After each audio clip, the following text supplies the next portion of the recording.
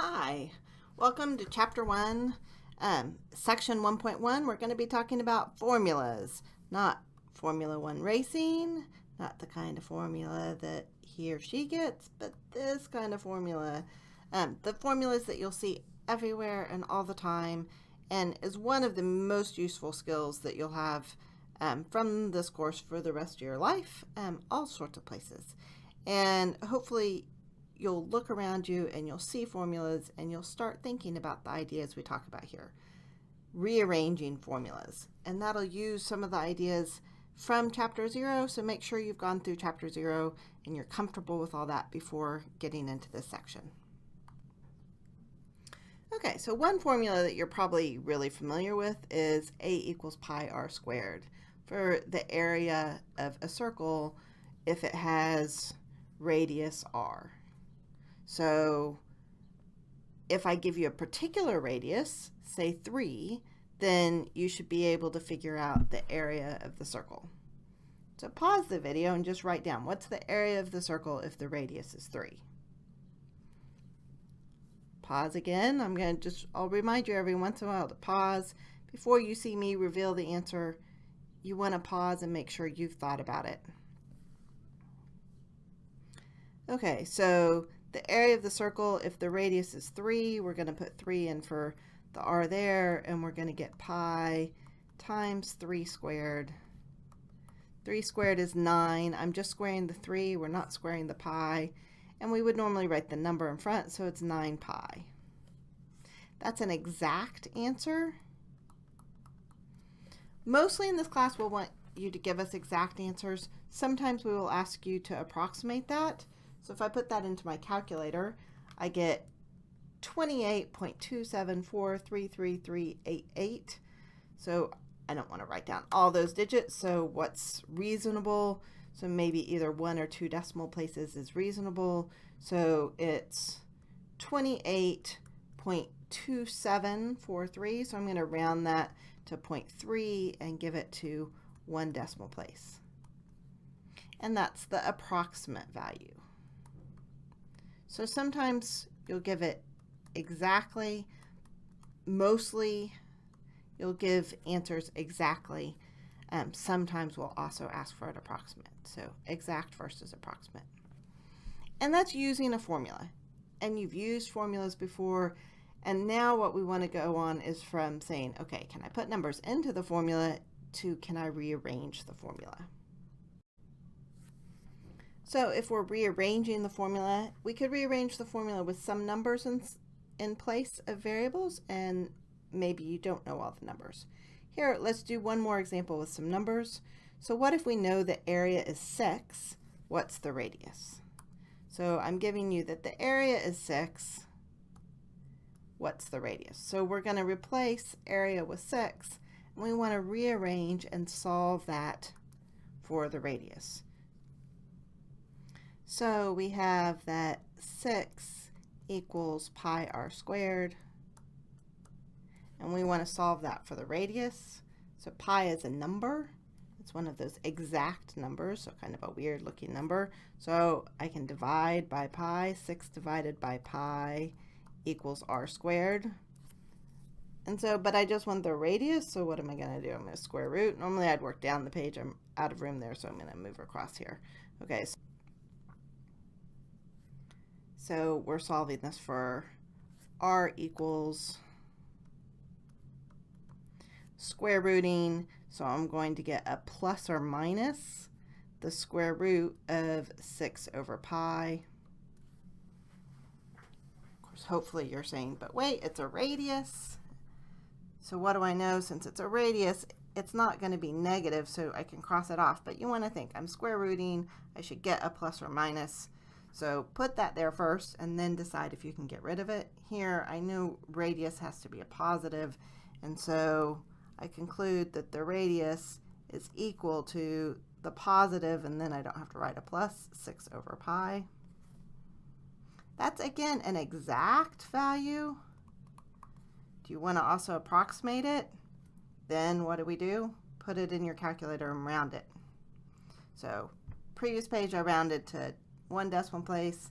Here, when I have it the solution typed in here. We have it to 2 decimal places, so you could decide whether or not 1 or 2 decimal places make sense to you. When I'm putting that in my calculator, I put square root, I put bracket 6 divided by pi, and then I close the bracket because I want all of 6 divided by pi under that square root.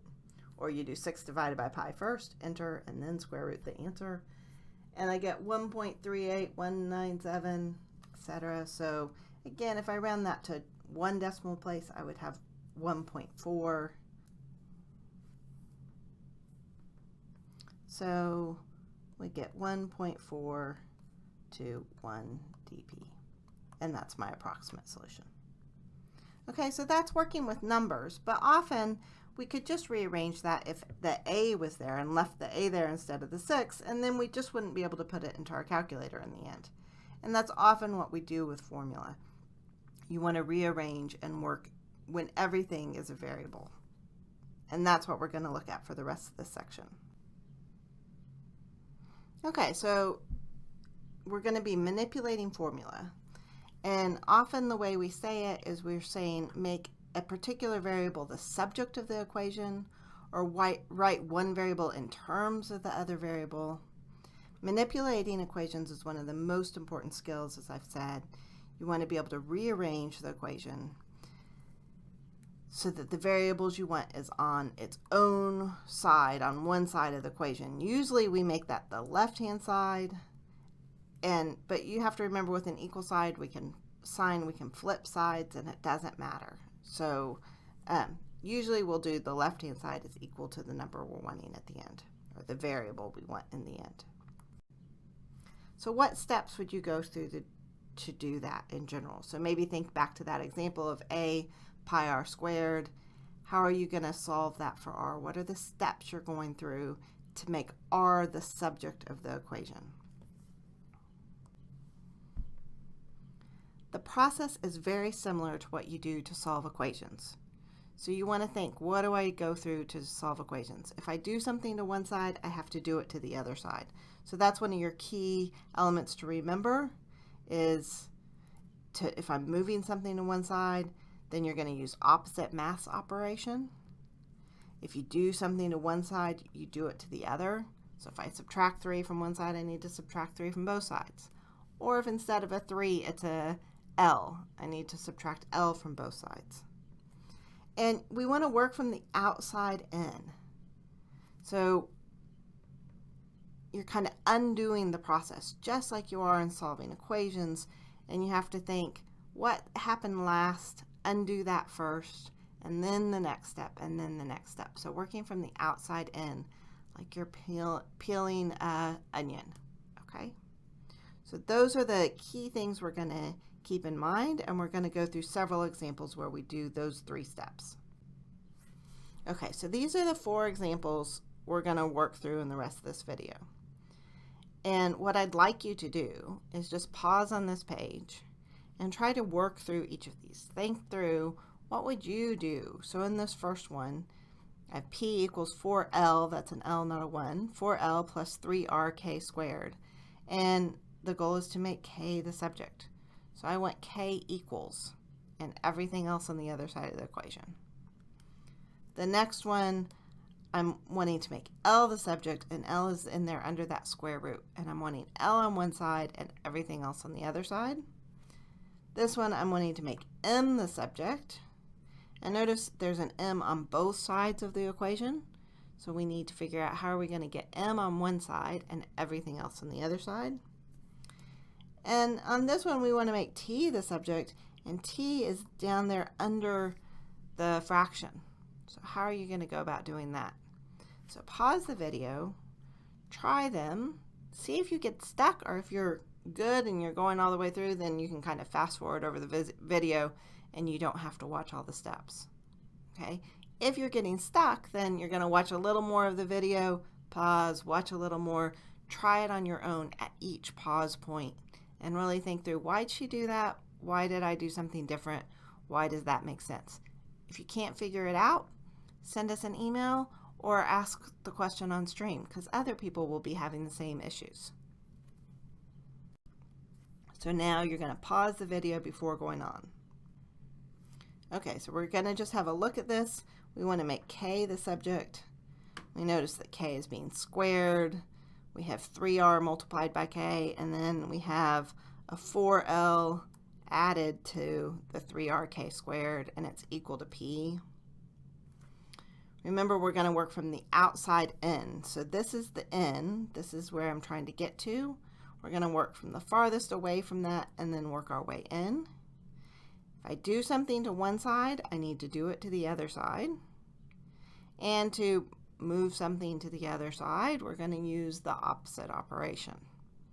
Okay, so I have a plus 4l here. So my very first step, that's the farthest thing away from the k squared on that side. So my very first step is to undo adding the 4l.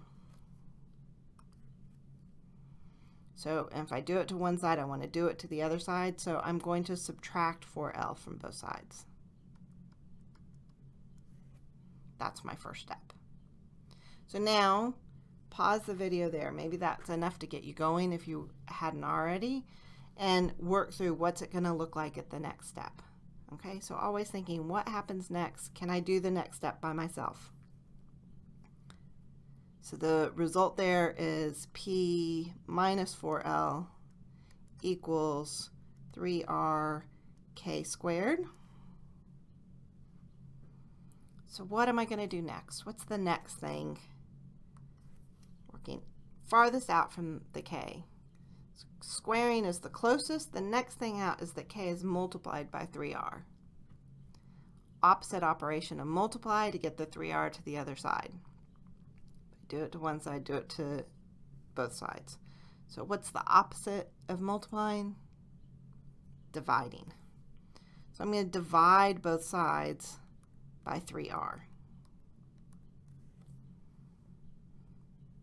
Here we can kind of see what the next step is, but pause, write the next step, see if you can finish out the problem by yourself. So I have p minus 4l divided by 3r equals k squared. Now I'm almost there. I want the k by itself. So what do I need to do? Just like we did earlier with the pi r squared, we're going to square root. And now is the point where I'm going to go ahead and write the k on the left-hand side. So I'm going to square root both sides. That's really what I'm doing there. So I'm going to say k equals, when I square root that k squared, I'm going to get a plus or minus. So when I undo the square root and the squaring, that's what gives me the plus or minus that I'm putting on the other side. And on the other side, I have the square root with all underneath the square root, the p minus 4l all over 3r. And that's all under the square root. Here, I don't know what this formula stands for, and I don't know if k has to be a positive number. So I need to have that plus or minus, because k could possibly be a negative number. And so you need to include both possibilities. And that's the point where we would be done. And so we could circle that and say that's my solution. I have it in the form k equals. Notice how I've laid out the working down the page. This is the kind of working we want to see on your assignments. You want to leave plenty of space around it. You don't want to write too scrunched. And you should be practicing that as you work stuff as you go. So unfortunately, unless you're working on a computer, and hopefully if you're doing that, you have a write-on, unfortunately math does not save a lot of trees. So lots of paper, writing down all the steps, showing you're working. Okay, here's our next question. This one I actually do know what this formula is. It's the equation of the frequency of a pendulum of length L. And here the G in the formula stands for gravity. And so I know it's not equal to 0. Why is that important? Because we cannot divide by 0. So it's important that I know that that G does not equal 0. And here we're asking to make L the subject of the equation. So we want to rearrange, solve so the L is all by itself on one side. Pause here if you know what to do. Try. What are you going to do for your first step? Look, how is that equation formed? What's furthest away from L? And moving in towards the L. Work from the outside in. So again, I'll give you a chance. Again, pause. Try it yourself first. Don't just watch this like you're watching a movie. I'm not a very exciting movie. See what you can do and then see what I do. If it's different, if it's the same, we're great. If it's not, you need to question and think about it. Okay, so what am I going to do here? I'm going to look at this and say, how was this formed? I have L divided by G and then square rooted and then multiplied by 2 pi. And that's set equal to T. So working from the outside in, I'm going to get rid of that multiply by 2 pi, then get rid of the square root, then get rid of the divide by G, and I'll have L all by itself. So I want to do that in steps. Okay, so the first step we said is the outside thing, get rid of the multiply by 2 pi. The opposite of multiply by 2 pi is to divide by 2 pi. So I'm going to take both sides of this equation and divide both sides by 2 pi. That's my first step. I'm going to write down what it looks like. And again, pause the video, try this yourself. So I have T over 2 pi is equal to square root of L over G. The next thing, that's kind of the outermost thing, is that square root. How do I undo a square root? Hopefully you're saying you square both sides. So to undo the square root, I square. If I do it to one side, I do it to the other side. So squaring both sides. Then again, writing down your result. The left-hand side, we already have what it looks like. T over 2 pi squared. And the right-hand side, the whole point of squaring that square root was that the square and the square root are going to cross each other out. And so now I have just L divided by G. L's divided by G. Opposite of divide is multiply. To get the L by itself, the last thing I have to do is multiply both sides by G. Okay, so what do I get? Now I'm going to write the L first. L equals, and I'm going to have that T over 2 pi all squared multiplied by G. Notice when I'm writing this out, I might write a times G here to remind myself I'm multiplying to undo the divide. But when I write it in the final form, I don't put in the multiplication symbol, because in algebra we don't do that. Perfectly acceptable to leave your answer right there. Some of you are probably thinking there's another form you could leave your answer. What else, or if hopefully you worked ahead and maybe you left your answer in a different form, you could go ahead and square the T over 2 pi. You square the numerator, square the denominator, and multiply the numerator by G, because this would be the same thing as G over 1. So if you wanted to do that, I would have T squared times G in the numerator, and my denominator would be 2 pi all squared. So what do I get when I square that? 2 pi times 2 pi is going to be 4 pi squared times that 1. So I don't need the 1 there. Sorry, that didn't quite look like a 2. There we go. So that's another form of the answer. We would accept either of those. Neither one is better than the other. It just maybe depends on how you're using it or what you're doing. I probably would have stopped at that first one, but either one would be fine. Again, pausing, comparing your working, what you've done on your paper to how I've written it out. You want to work down the page, show us your working. How are you figuring this out? Okay, example number 3. mg equals a brackets times 2 plus m plus k. So that's all together. And we want to make m the subject, and I have an m on both sides. So that adds something extra because we need to get only a single m on one side. So it's really important that you look at what you're solving for and think about where is it. and how that's going to affect your solving strategy. So pause and think, what are you going to do? Try something? You know, if it doesn't work, no harm done. It's better to try something, make mistakes, figure out why you're making those mistakes than not try at all. So what we need to do here is collect all the terms containing m on one side. And if there's more to it, then we'll have to factorize out. And factorize, we'll leave it as m multiplied by something, and then we'll divide. So just keep in mind we want all the terms containing m on one side. That's going to be our first step. So how are we going to do that? So I have this m here that on the right hand side that's kind of stuck in the middle of this. So I think I want to expand that out. So expand that out means multiplying a times each of the terms. So write down what you get when you expand that out.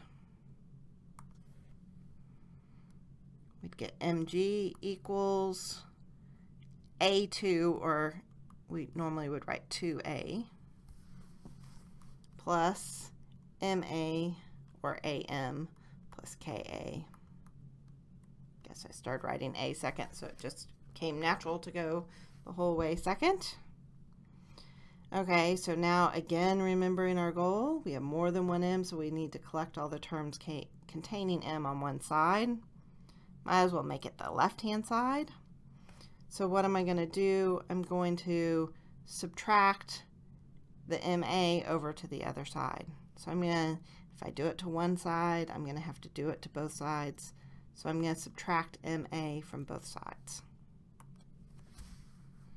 What do we end up with? We get sorry, my pen's not working. There we go. Mg minus ma equals 2a plus ka. Our goal again is make m the subject. I want m all by itself. We have two m's there on the left-hand side. What I can do now is I can factorize out. It's a common thing to both those terms. We can factorize out the m. So pull out the m and think about what am I left with when I've pulled out the m. From the first term, we're left with a g. From the second term, we're left with an a, and they were subtracted, so it's g minus a. We're not affecting the right-hand side there at all. There is an a in both those terms.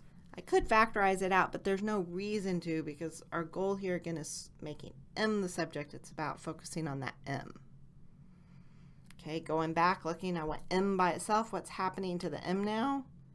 It's multiplied by g minus a. So how do I get the m all by itself? What's the opposite of multiplication? Divide both sides by g minus a. If I do it to one side, I do it to the other side. And then we have it. We're good. So on this side, we have m by itself. M equals, on the other side, we have 2a plus ka over g minus a. There we go, g minus a. Sorry, very sloppy there. Okay, so m is equal to 2a plus ka over g minus a. Hopefully you're not thinking, oh wait, I should cancel out those a's on the end there. You cannot do that. Why can you not do that? That's a really important thing to think about. Canceling is dividing. You can only divide if it's multiplied by everything. This a is only multiplied by that k. You could factorize out an a so it was multiplied by the whole thing, but this a isn't multiplied down here, it's subtracted.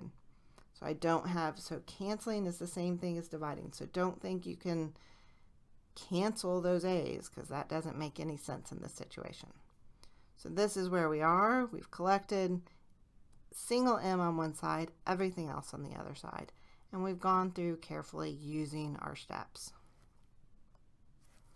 Okay, and this last one we want to make t the subject. But now this time we have t in the denominator. So how are you going to do this? Again, try something.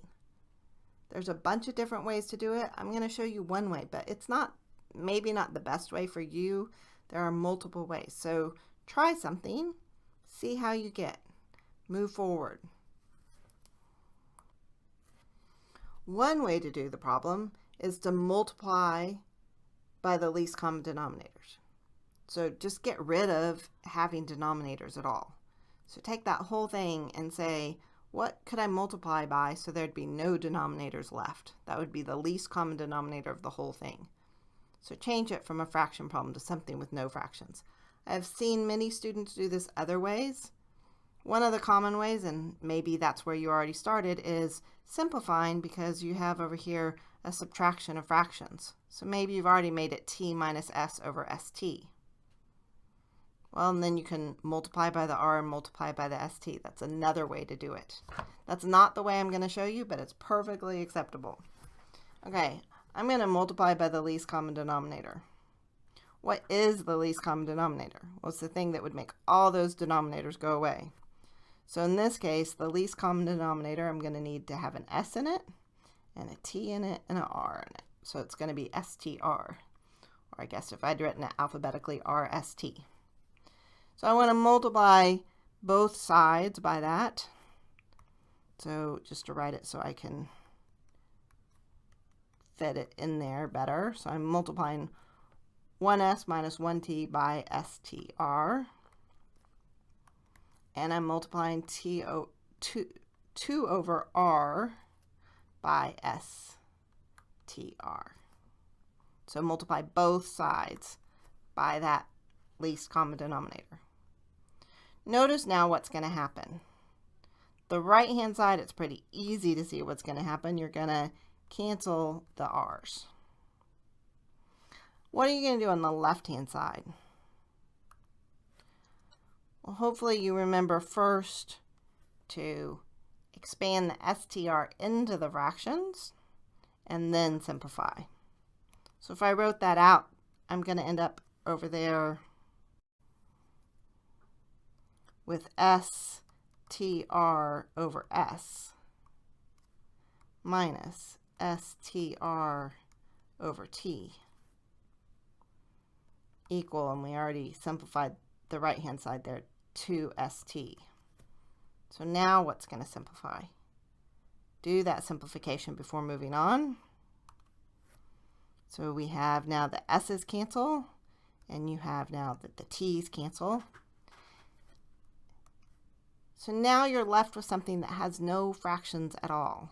So you're left with tr minus sr equals 2st. So now I don't have to worry about fractions. Again, it's not the only way to solve this, but for some people it just makes them happier to not work with any fractions. But you do have to multiply carefully, multiply into each term. And we notice we're making t the subject here, and t is on two sides. So we want to gather the t's together on one side, just like we did in that previous problem. So I'm going to subtract 2st from both sides, and then I'm going to end up with that sr over here. So I'm going to add sr to both sides.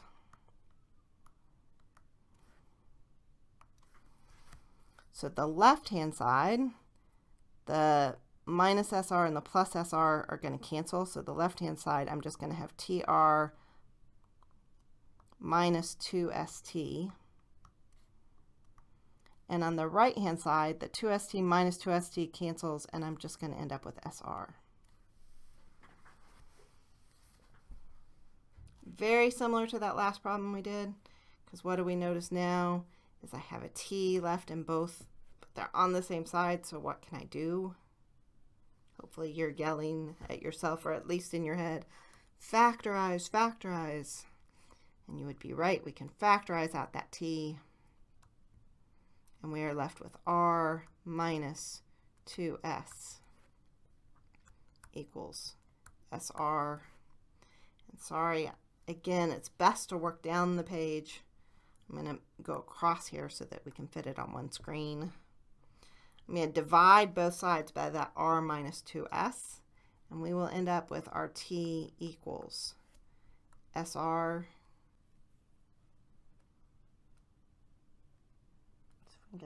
Okay, so we have SR, and we're dividing by R minus 2S. So, and that would be our final answer, that T would equal S times R over R minus 2S. If you did it differently, if you did it started by combining those fractions and then multiplying across, this is the same answer you should get. The answer wouldn't depend on how you started it. So if you didn't try that other method, if that's not what you came up with, maybe try it now. If you ended up with 2s minus r in the denominator, notice then you should have a negative in the numerator, because you would be having the negative of both the numerator and denominator. Okay, hopefully that went well. Try more problems, go on. At the end of every section, you want to go into the study guide. In the study guide, this is section 1 of chapter 1. There'll be more problems you can work. There'll also be problems that correspond to this on the online quiz, problems in the textbook, or you can go to other useful websites and look for more problems. Practice, practice, practice. I will emphasize here, the only way to learn mathematics is to do mathematics, and it has to be you doing it. You can't watch other people do it, because you're not going to remember that later. It's important that you're doing it, practicing it, thinking about the layout, thinking about the process. Okay, if you have questions, send them on stream or on email, but better on stream because then you're helping your classmates as well.